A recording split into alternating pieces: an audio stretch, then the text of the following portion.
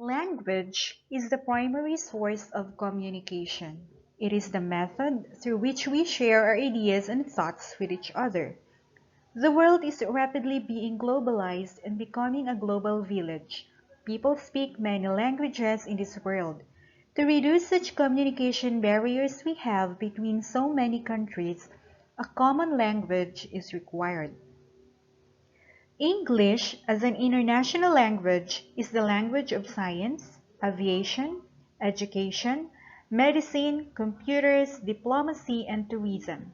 Knowing English increases your chances of getting a job in a multinational company within your home country or for finding work abroad. It is also the language of international communication, the media, and the internet. So, learning English is important for socializing and entertainment as well as work. In today's global world, the importance of English cannot be denied. Since English is the most common language spoken everywhere, with the help of developing technology, English has been playing a major role in many sectors, including medicine, engineering, and education, which in my opinion is the most important arena where English is needed. Although learning English can be challenging and time-consuming, we can see that it is also very valuable to learn and can create many opportunities. Unfortunately, learning and using English can be hard, especially for the non-native speaker of this language, thus hinder them to fully express themselves and be misinterpreted. English might be a popular language to learn, but this doesn't necessarily mean it is a simple language to master. There are many challenges people face when learning English, and if you are aware of these beforehand, you stand a much greater chance of mastering the language. Today, I am going to discuss the problems in the contemporary usage of English in terms of writing. This is Janaica Marie Mendoza, your reporter. At the end of the unit, the students must have, first, identified the contemporary usage problems in English. Second, appreciated the significance of being aware of and avoiding the contemporary usage problems in the English language. The first problem in the contemporary usage of English is in the use of correct grammar and structure. So grammar means much more than the correct use of punctuation or noun and verb agreement. It also means the way that words or ideas are ordered in a sentence. Learning grammar is like learning to drive. You can learn all of the theory, rules, regulations, but you won't be good at it unless you practice it and it starts to become second nature of you. English grammar is one of the most common struggles that ESL students have when writing a paper. The way grammar is performed varies greatly between different languages, causing confusion and mistakes in the papers of ESL students. English grammar is complex, making it difficult to remember, master, and use logically. Grammar is extremely important because incorrect use of grammar can confuse the person you are speaking to and even change the meaning of what you are communicating. The problem for some of the non-native speakers is that he or she tends to copy or pattern the grammar structure of his or her sentences in the structure and grammar of his or her first language, not taking into consideration that grammar varies greatly between different languages, thus violating the rules of the correct subject and verb agreement as well as the sentence structures in English. So in order to have a clearly worded and structured paper, ESL students need to know the basics of proper grammar. This includes the spelling, the punctuation, the key transition words, as well as the use of correct forms of contractions. So how are we going to solve this problem? So we have the rules of subject-verb agreement in English. So subjects and verbs must agree with each other in number for a sentence to make sense. Thus, if a subject is singular, of course, its verb must also be singular. And if a subject is plural, its verb must also be plural. So remember, only the subject affects the verb and nothing else matters. The following are the common sentence errors in the contemporary usage of English that we, as non-native speakers of the language, always encounter. First, we have these fragments. So fragments are incomplete sentences. Very often, they consist of a subject without the predicate. A sentence needs to have a subject and a predicate for it to be complete. A sentence fragment is almost a sentence, but it lacks a subject, a finite verb, or a completed thought. So this cannot be considered as a sentence. Let us discuss our first example. Working on my homework all night. Does it express a complete thought? It doesn't, right? So in order for this fragment to be completed and accepted as a sentence, we need to use a subject for this group of words. So instead of writing working on my homework all night, why not write working on my homework all night, I wake up late this morning. For the second one, that I didn't have time for anything. Of course, hindi pa rin siya nag-i-express ng complete thought. So this is also considered as a fragment. So why not say I am busy, that I didn't have time for anything. So meron siyang subject and a predicate that makes it a complete sentence or a sentence. Let's proceed to the second common sentence errors in English. So we have these run-ons. So run-ons are two independent clauses which are not joined in a grammatically correct manner.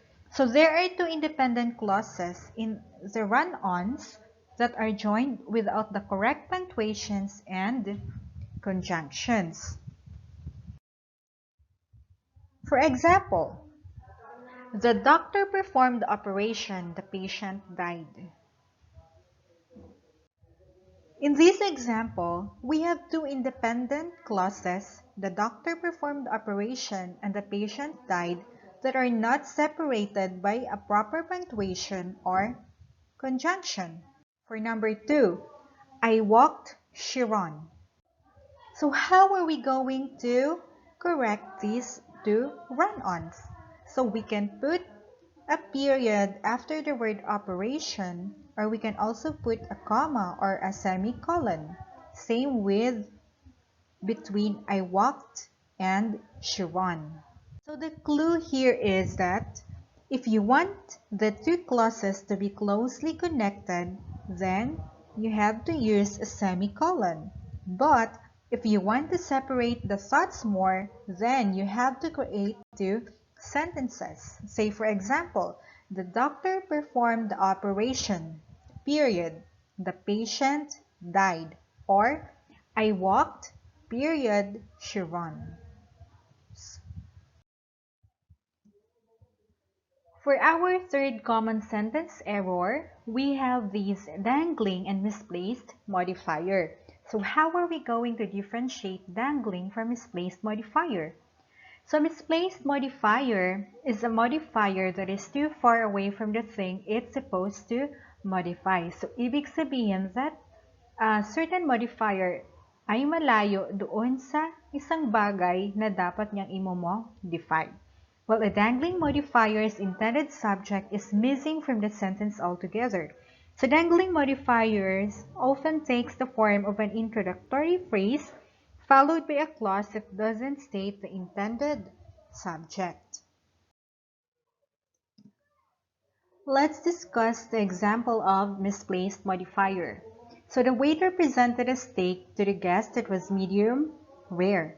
So in this example, the modifier medium rare is misplaced because it modifies the word guest instead of the word steak. We all know that a medium rare or the word medium rare is used to describe kung paano ba niluto ang isang steak at ay hindi kung paano niluto ang isang guest. Then how are we going to write the sentence correctly? So we have to move the modifier medium rare palapit sa word na steak to imply that it was the steak that was medium rare and not the guest.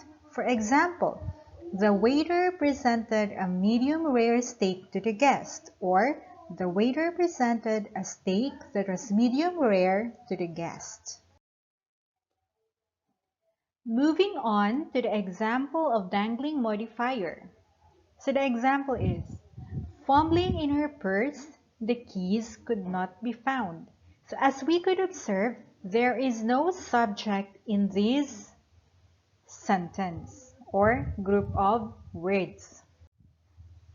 In this example, the subject who was fumbling in her purse is not stated, so it seems like the keys were doing the fumbling. A dangling modifier like this can be fixed either by rewriting the main clause in active voice or by revising the introductory phrase. Then how are we going to rewrite the sentence? So first, we need to write a subject which the dangling modifier correctly modifies or correctly describes. For example, fumbling in her purse, she, the subject, could not find the keys. So as we could observe, the thought here is complete and being expressed.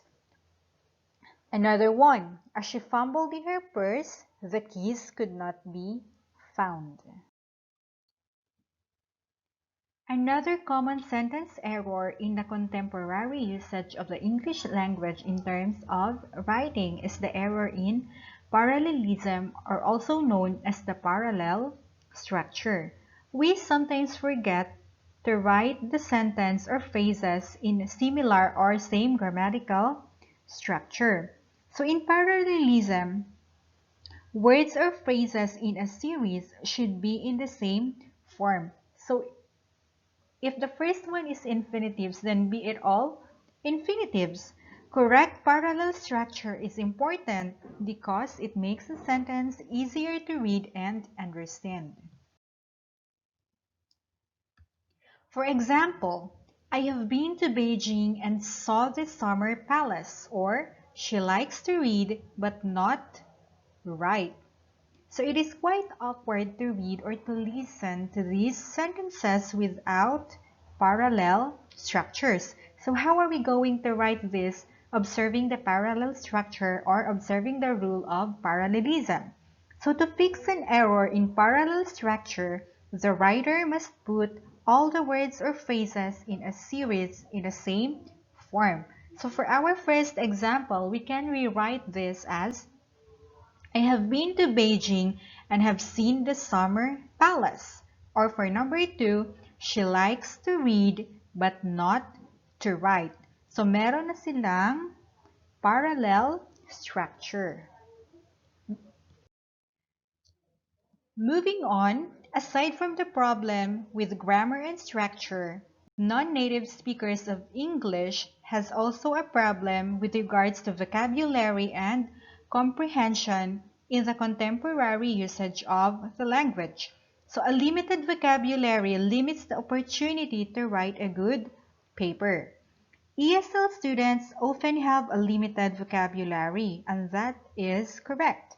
A limited vocabulary limits the opportunity to write a good paper. A lot of ESL students have to avoid using certain words in their papers because they either don't know how to use the words in a correct format or they have a hard time creating a sentence. This is not because their English is not good enough or they don't know how to write a paper, but because finding the right word when structuring a paper is a struggle for these individuals. English has one of the biggest vocabularies of all languages, and it can be very confusing for non-English speakers to master. Using vocabulary inaccurately is incredibly noticeable to anyone whose first language is English, though it doesn't often change the meaning of the text, but it does weaken it. Most ESL students have a vocabulary of about 4,000 words, only one-third that of native speakers. So imagine the difference. So we have to be reminded that our vocabulary affects our performance and writings. In order for us not to be misinterpreted, then we have to use the proper words or vocabulary.